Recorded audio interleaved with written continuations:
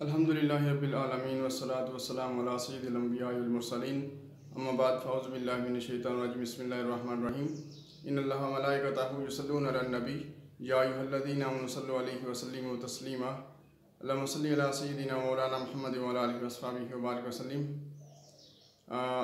अज़ीज़ नाज़रीन, हम और हमारा इस्लाम यूट्यूब चैनल के प्लेटफॉर्म पर आपको खुशामदीद कहता हूँ।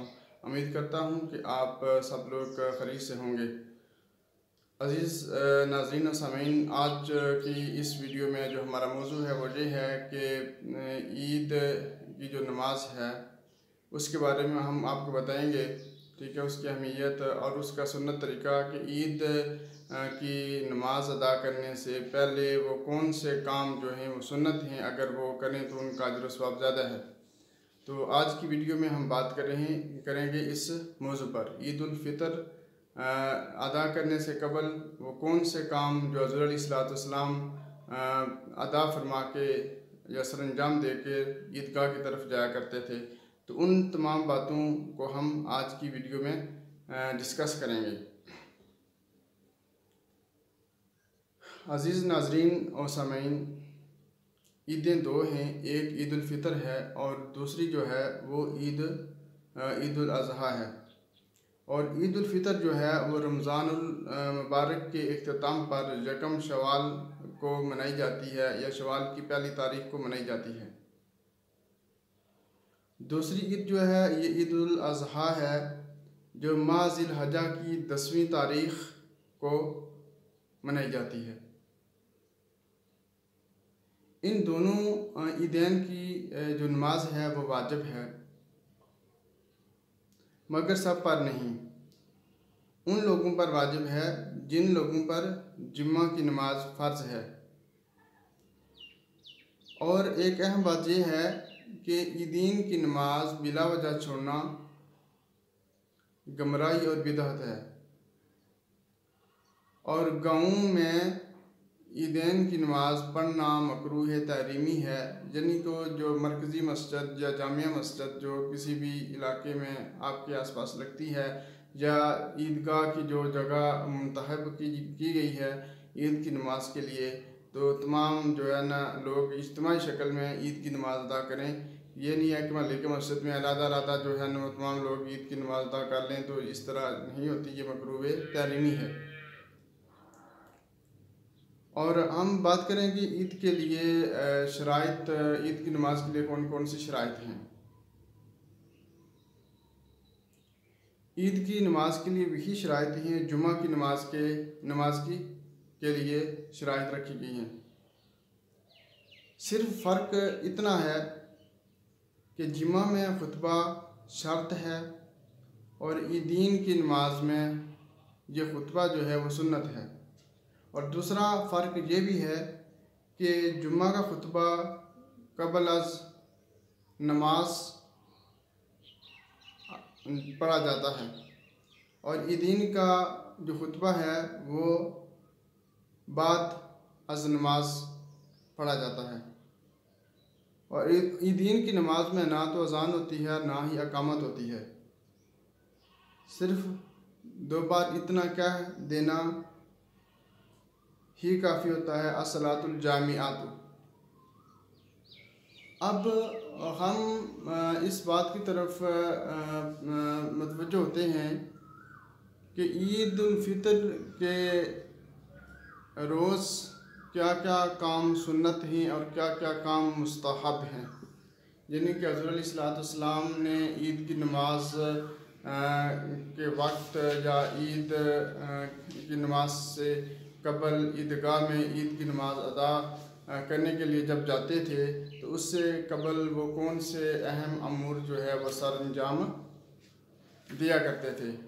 तो ये तकरीबन हमारे पास 17 अमूर हैं जो हज़रत अलैहिस्सलाम ईद की नमाज से कबल आप सल्लल्लाहु अलैहि वसल्लम इन बातों को जो है इन बातों पर अमल करके ईदगाह की तरफ जाया करते थे। तो क्यों ना हम भी इन बातों पर अमल करके ईदगाह की तरफ जाएं, ताकि हम भी जो है ना ज़्यादा से ज़्यादा सवाब पा सकें। तो सबसे पहली बात यह है कि हजामत बनवाना, यानी ईद की नमाज या ईदगाह की तरफ जाने से कबल हमें बाल वगैरह कटवा के जाना चाहिए। नाखून तरशवाना, अपने नाखून उतार कर जाना चाहिए। और फिर गुस्ल करना, गुस्ल जो है वो आप कर लें ईद की नमाज से कबल, ये भी मसनून अमल है। फिर मसवाक करना, ये भी मसनून अमल है। ईद की नमाज से कबल हमें मसवाक कर लेना चाहिए, ठीक है। और मसवाक करके ईदगाह की तरफ रवाना होना चाहिए। फिर इसके साथ अच्छे कपड़े पहनना, साफ़ सुथरे पाक साफ, अगर नए कपड़े मुयस्सर हैं तो वो बहुत अच्छी बात है। और ईदगाह की तरफ जाने से कबल साफ़ सुथरे कपड़े और अच्छे कपड़े पहन के जाना चाहिए, ये भी एक अहसन अमल है और मसनून अमल है। फिर खुशबू लगाना, ये भी एक मसनून अमल है। सुबह की नमाज अपने मोहल्ला की मस्जिद में अदा करना, ये नहीं है कि आप ने फ़र्ज़ नमाज को सुबह के वक्त जो फजर की नमाज अदा करनी थी उसको आपने छोड़ दिया और आप ईद की नमाज के लिए चले गए।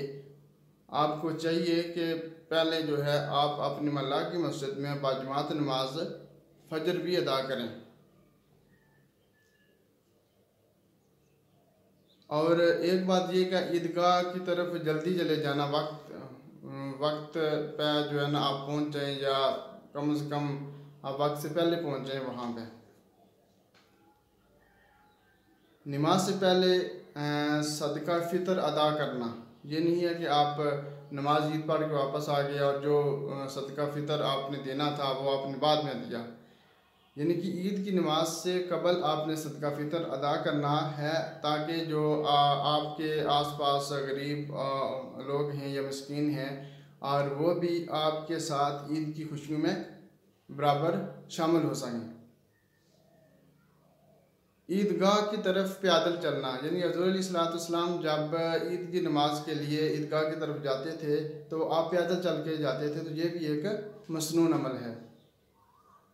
और फिर ये भी कि दूसरे रास्ते से वापस आना, एक रास्ते से आप गए और दूसरे रास्ते से दोबारा वापस आना, ये भी एक मसनून अमल है।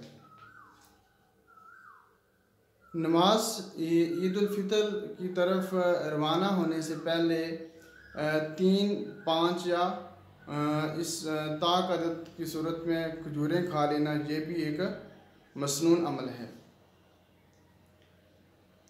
या फिर अगर खजूरें नहीं तो कोई मीठी चीज़ खा लेना, ये भी मसनून अमल है, तो इसका भी जो है ना आपको सवाब मिलेगा। फिर ईद की नमाज की तरफ जाते हुए खुशी ज़ाहिर करना, खुश होकर जाना, और यानी कि साफ़ सुथरे कपड़े पहनना, खुशबू लगाना और गुस्ल करना, नाखून तरवाशना, ये तमाम अक़वाल आपने कर लिए और खुश तबीयत और खुशबाश होकर ईद की नमाज की तरफ जाना और खुशी ज़ाहिर करना। और फिर आपस में एक दूसरे को मुबारक देना, ईद की नमाज अदा करने के बाद आप एक दूसरे को ईद की मुबारक दें। ईदगाह को इत्मीनान और नीची निगाह किए हुए जाना, यानी अगर आप ईदगाह की तरफ जा रहे हैं, पैदल जा रहे हैं, तो आप इत्मीनान से जाएं और अपनी निगाहें नीची होनी चाहिए। और कसरत से सदका खैरात देना, ये भी एक मसनून अमल है। और बाद नमाज ईद मुसाफा या मुआनका करना, यानी गले मिलना, ठीक है। आप एक दूसरे को ईद की मुबारक भी देना और आपस में गले मिलना। तो अज़ीज़ सामीन, ये वो तमाम अमूर थे कि हज़रत नबी अकरम सल्लल्लाहु अलैहि वसल्लम ईद की नमाज से कबल जब घर से ईदगाह की तरफ रवाना होते थे तो उस वक्त ये तमाम जो है अमूर सरंजाम दिया करते थे।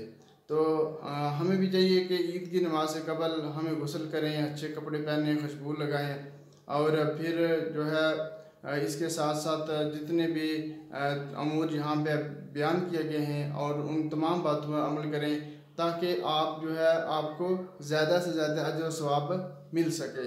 जाना तो है आपने ईद की नमाज के लिए, ठीक है, तमाम लोग ईद की नमाज अदा करके आ जाएंगे और सब लोग शौक़ से जाते हैं। लेकिन अगर यही अमल जो है सुन्नत नबी सल्लल्लाहु अलैहि वसल्लम की रोशनी में कर लिया जाए तो फिर उसका अजर सवाब बढ़ जाता है। कि जिस तरह आपने एक बात सुनी होगी कि एक मरतबा एक सहाबी थे, उन्होंने एक मकान तामीर करवाया, ठीक है, और उस मकान के अंदर रोशनदान रखा। और हज़रत अलैहिस्सलाम जो है जब उनके मकान में गए तो आप सल्लल्लाहु अलैहि वसल्लम ने उन सहाबी को मुखातिब करके फरमाया, क्या मेरे सहाबी कि ये जो रोशनदान है ये आपने किस लिए रखा है? तो उन्होंने कहा या रसूल सल्लल्लाहु अलैहि वसल्लम इसलिए रखा है कि जहाँ से या रसूल सल्लल्लाहु अलैहि वसल्लम इसलिए रखा है कि जहाँ से हवा आएगी। और लेकिन हज़रत अलैहिस्सलाम ने फरमाया, ऐ मेरे सहाबी कि अगर आप ये नियत कर लेते कि जहाँ से सिर्फ जो है वो अज़ान की आवाज़ आपको आएगी तो हवा जो है आपको आनी आनी थी, लेकिन अगर आपने ये नियत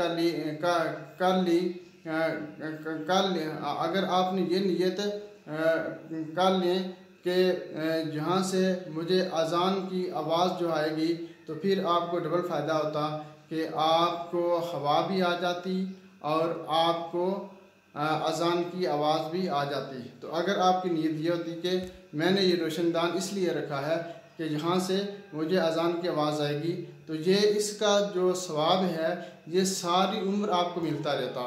तो बात अज़ीज़ नाज़रीन ये है कि आपका जो अमल है उससे ज़्यादा आपकी नीयत अच्छी होनी चाहिए। कि हज़रत अलैहिस्सलाम ने फरमाया कि मोमिन जो अमल करता है उससे ज़्यादा उसकी जो नीयत है अच्छी होती है। तो जब नीयत दुरुस्त होती है और उस अमल के अंदर जो खुलूस होता है उससे ही आपको फ़ायदा पहुंचता है। तो अल्लाह तबारक व तआला की ज़ात से दुआ है कि अल्लाह ताला की ज़ात हमें इन छोटी छोटी बातों पर अमल करने की तौफ़ीक़ अता फ़रमाए और अल्लाह ताला आपका हामी नासर हो।